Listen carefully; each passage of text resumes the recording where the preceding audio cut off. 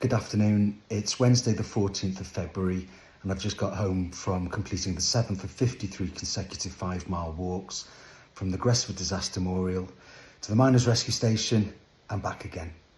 And after a week of walking, the following's been achieved.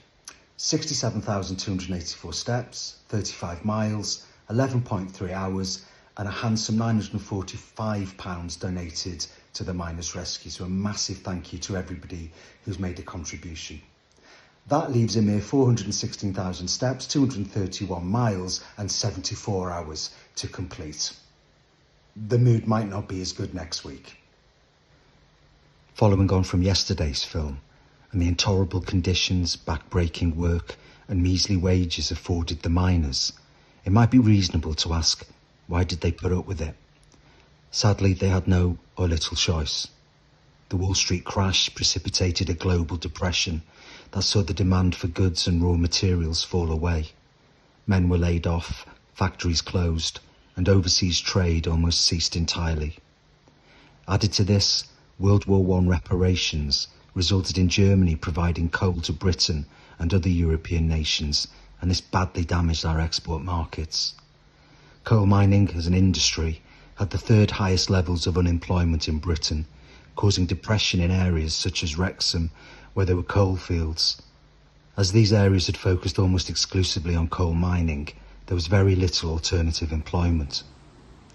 And when the Labour government of 1931 introduced production quotas as an alternative to pit closures, mines knew what they could produce, and given that it was a reduced quantity, men lost their jobs.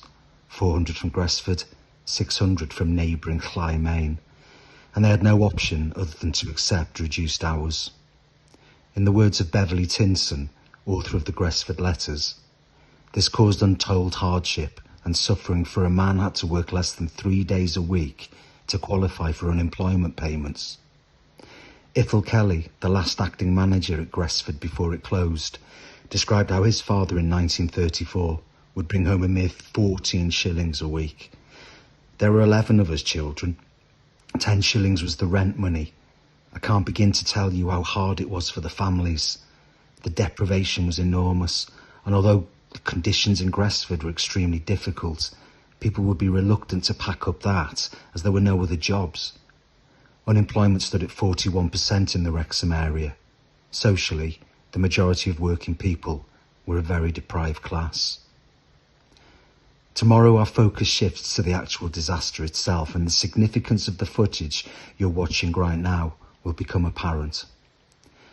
And so this marks the end of the introduction to the Gresford disaster, where we've looked at the Gresford Memorial and the site of the colliery and how that's changed over time, the other tragedies in local mines, the fateful decision to work double shifts to get to the Wrexham Tranmere game, the old spoil heap that exists in Pandy today, the North Wales coalfield and the sinking of the Denison Martin shafts, the development of Garden Village, the various roles performed by the miners, the devastating underground conditions, and the economic hardships faced by mining communities in the 1930s. This walk was dedicated to John Collins, Thomas R. Cornwell, William Crump, Thomas Darlington, and Arthur Davis.